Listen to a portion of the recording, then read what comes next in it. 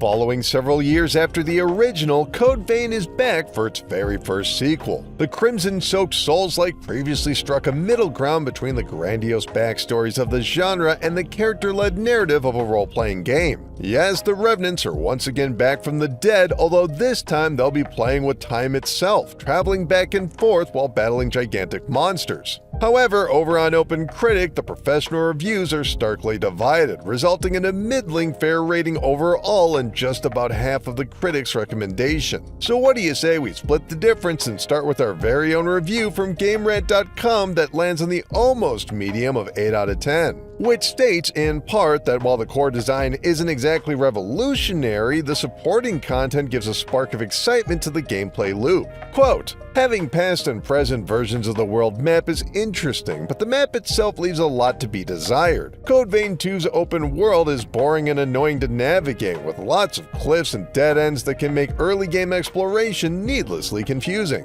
Still, I do find the grind in open-world Souls-likes a little less tedious than the genre's more linear entries, and that holds true for Code Vein 2. Whenever I got stuck on a particularly challenging boss, there was always something else worthwhile to go do, like completing side quests, opening up the world map, or simply exploring. Plenty of enemies were killed along the way, allowing me to level up and become better equipped to fight whatever boss I was stuck on and completing the adventure without resorting to monotonous grind sessions." End quote. And it's that side content that has always made Code Vein stand out from the Souls-like pack. While many of the formative franchises often leave the narrative and cryptic clues to be deciphered by dedicated fans, Code Vein makes the stakes be known with names supporting characters and villains. But as explained by IGN, this welcome difference isn't always given the space it needs to fully develop, especially when the act of playing Code Vein 2 can be a bit dull. Quote, "The foundation for great combat is clearly here. I just don't think it offers enough interesting opportunities to make the most of its systems. The dungeons throughout the world get woefully repetitive, and enemies can be a real cakewalk. You'll be punished if you're not careful, of course, but the imbalance is felt when you go for long stretches of mowing through the same fodder mindlessly. You'll also come across a lot of repetitive bosses, which feels like being thrown something harder for the sake of it. And at a certain point, they too can be conquered with ease." End quote.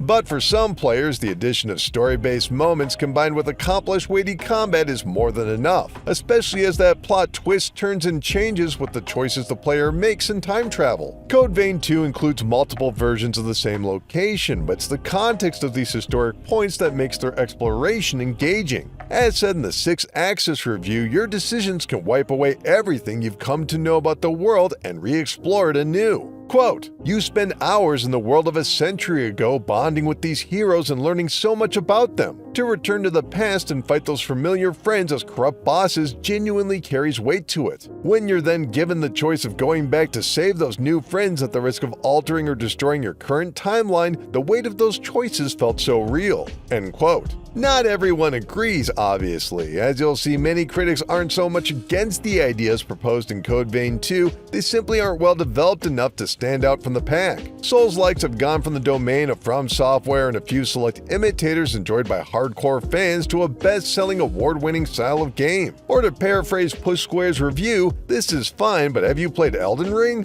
Quote, "Code Vein 2 is not the strongest Souls-like we've encountered. While there's absolutely some fun to be had slaying the myriad horrors that inhabit this post-apocalyptic world and building a powerful revenant hunter, repetition inevitably kicks in. Narratively, it's pretty dull, lacking compelling characters or quests to engage with. While not broken or a bad game per se, it is hard to recommend when so many better entries in this well-worn subgenre already exist." End quote. Games Radar takes it one step further and dismisses the overall narrative presentation as window dressing to a shallow content pool, warning players that even if they can overlook the repetitive gameplay for the character moments, the task is simply too much and the reward too mild. Quote, "Even the most diligent eco-warrior would think this game recycles too much. The same enemies reappear constantly. Bosses aren't immune from this either, and they should be the main events in a Souls-like. Think back to all the times you walked through the Fog Gate in Dark Souls, excited to see what incredible new bosses you were about to face. Now imagine how deflating it is to see an enemy you fought a dozen times already, only now with a bigger health bar." End quote.